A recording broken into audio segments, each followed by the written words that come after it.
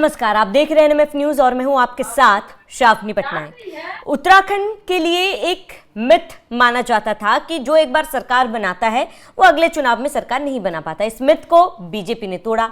लगातार बीजेपी 2 चुनाव जीतती आ रही है और इस बार तीसरी बार भी बीजेपी की यही कोशिश है कि जीत दर्ज करे। इसी को लेकर तमाम दिग्गज नेता अभी से मैदान में हैं। चाहे अमित शाह की बात कर ले, रक्षा मंत्री राजनाथ सिंह की बात कर ले और अब प्रधानमंत्री नरेंद्र मोदी की। पीएम मोदी जल्द ही उत्तराखंड पहुंच रहे हैं, कई बड़ी सौगात देने वाले हैं। सबसे बड़ी सौगात तो दिल्ली देहरादून एक्सप्रेसवे का ही है, लेकिन इन सौगातों के साथ ही पीएम मोदी जीत का मंत्र भी देंगे।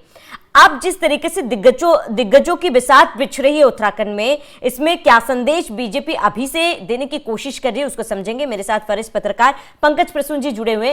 पंकज जी, क्योंकि ये हर कोई जानता है कि बीजेपी की तैयारी केवल चुनावी मुहाने पर नहीं, शुरुआत से ही बीजेपी की तैयारी जमीनी स्तर पर होती है। ऐसे में पहले अमित शाह उत्तराखंड आके जा चुके हैं, राजनाथ सिंह भी आकर जा चुके हैं और अब प्रधानमंत्री नरेंद्र मोदी केवल सौगात देने नहीं, चुनावी लिहाज से भी उनका ये दौरा काफी ज्यादा महत्वपूर्ण है। 14 अप्रैल को प्रधानमंत्री नरेंद्र मोदी उत्तराखंड आ रहे हैं और आज 12 अप्रैल है जिस दिन हम ये डिस्कशन कर रहे हैं। तो इसके लिए तैयारियां चल रही है, लेकिन उससे भी ज्यादा महत्वपूर्ण है, बहुत सारे चैनल में ये चलेगा कि वो क्या क्या उद्घाटन करेंगे। सबसे लंबा वाइल्ड लाइफ कॉरिडोर का उद्घाटन कर रहे हैं, फिर डाटकली मंदिर से वो कैंट तक, महिंद्रा ग्राउंड तक, कुछ और बहुत सारे प्रोग्राम हैं। तो प्रोग्राम्स के डिटेल्स हम जानबूझ के इसमें नहीं दे रहे हैं कि वो कई जगहों पे आप ऑलरेडी देख लेंगे। जो पीछे की राजनीति है वो समझने की कोशिश करते हैं। एक तरफ बीजेपी की तैयारियां देखिए, राजनाथ सिंह आकर गए हैं, नरेंद्र मोदी का दौरा होगा, इसके बाद अमित शाह का दौरा होगा। जरा सोचिए कि बंगाल चुनाव भी खत्म नहीं हुआ है, लेकिन यूपी या उत्तराखंड के चुनाव की तैयारी शुरू हो गई। बिल्कुल। और अभी से ही लग गए हैं, संगठन के कील कांटे दुरुस्त किए जाने लगे हैं। यह है आज की बीजेपी। बहुत सारे लोग बोलते हैं ना कि ये इलेक्शन मशीन है, ये 24 घंटे 365 दिन राजनीति करती है। यह बात पूछा भी गया था अमित शाह से कि आप 365 दिन 24 घंटे राजनीति करते हैं। तो उन्होंने कहा भैया मैं यहां राजनीति करने के लिए आया हूं, मैं धुनी रमाने तो आया नहीं हूं। अगर आप पॉलिटिकल पार्टी के हेड हैं, चुनाव लड़ना है तो राजनीति करेंगे ना, और क्या करेंगे।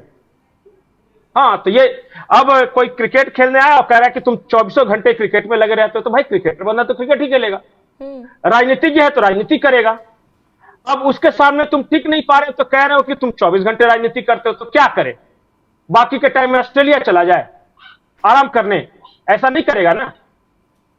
तो हमेशा सालों भर ये तैयारियां चलती रहती हैं और लगातार अब जो होगा, जैसे ही बंगाल चुनाव खत्म हो जाएगा, सबसे पहले संगठन स्तर पे सब कुछ ठीक ठाक, उसके बाद मुद्दे ये करके आप देखिएगा कि जब तक उत्तराखंड का चुनाव आएगा, बीजेपी हर बूथ पर 3-4 बैठकें कर चुकी होंगी।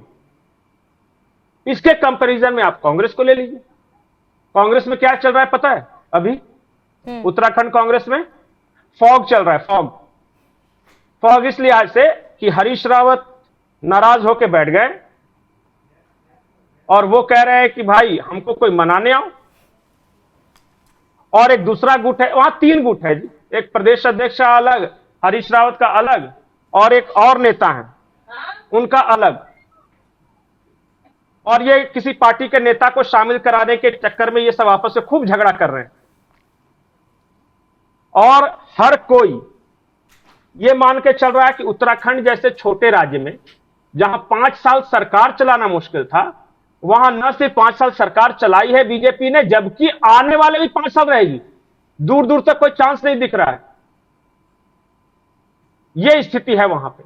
बिल्कुल पंकज जी, लेकिन हैरानी ये होती है कि कांग्रेस जो हर चुनावी हार के बाद ये कहता है हम मंथन कर रहे हैं, हम ये सोचने की कोशिश कर रहे, समझने की कोशिश कर रहे कि कहां कमी रह गई, लेकिन अगले किसी और प्रदेश में चुनाव होता है तो नतीजे वही रहते हैं कि चुनाव शुरू होने से पहले कांग्रेस एक्टिव होता है, वरिष्ठ नेता चुनावी समय में जाके रैली कराते हैं, बात खत्म हो जाती है। लेकिन बीजेपी से वो कुछ सीख नहीं रहे।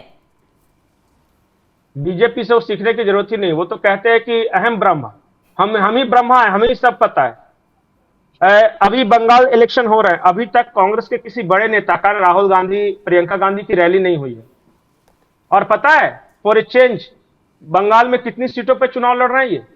285। और ये लोग हम साथ साथ हैं की बात करते हैं।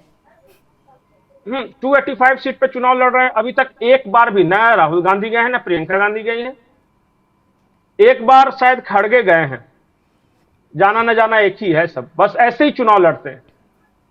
और जब चुनाव हारेंगे तो ईवीएम हैक हो गया, तो चुनाव आयोग बिक गया है। तो चुनावी नतीजे पता होते हैं ना पंकज जी, इसीलिए तो वो ऐसा कर रहे हैं। उनको पता है नतीजा क्या होगा। आज तो बड़ा अजीब हुआ, एक नेता ने यहां तक कह दिया, गुजरात कांग्रेस के नेता ने, कि देश की जनता ही मानसिक गुलाम हो गई है। तो अब तक ईवीएम और चुनाव आयोग खराब था, अब जनता भी खराब हो गई। मतलब हद है। अपना देख नहीं रहे कि खुद क्या कर रहे हैं। खुद पता चल रहा है कि अलका लांबा, केसी वेणुगोपाल की किससे कहानियां तैर रही है। और खुद पता चला कि खड़गे साहब गुजरातियों को गाली देके या कन्हैया कुमार गाली देके निश्चिंत है। और फिर कहेंगे कि चुनाव ही खराब है, जनता ही मानसिक गुलाम हो गई है जनता। वाह जी वाह। और इन्हीं जनता को उनका ये वोट भी लेना है। तो गुजराती खराब हो ही गए, बोल ही दिया कि गुजराती अनपढ़ हैं। और कन्हैया कुमार ने कह दिया गुजराती घुसपैठियां, तो गुजरात से तो जीत ही जाएंगे। उसके बाद यूपी में आ रहा वाला चुनाव, तो यूपी वालों को नशेड़ी कह ही दिया है, तो यूपी में जीत ही जाएंगे। और देश की जनता मानसिक गुलाम हो ही गई। और बिहार के लोगों के बारे में तो किसी प्रदेश को छोड़ा ही लोगों ने, बैठे बैठे गाली देने के मामले में। और उत्तराखंड के बारे में आपको बता दे रहा हूं, उत्तराखंड के लोग राष्ट्रवादी लोग हैं, आर्मी में जाने वाले लोग हैं, धर्मपरायण लोग हैं, अच्छी लाइफस्टाइल जीने वाले लोग हैं, शांत लोग हैं। उनकी सिर्फ 3 परेशानी है, एक घुसपैठिया, दूसरा पलायन जो बहुत ज्यादा हो रहा है, और तीसरा उत्तराखंड की संस्कृति को कैसे बचाकर रखा जाए।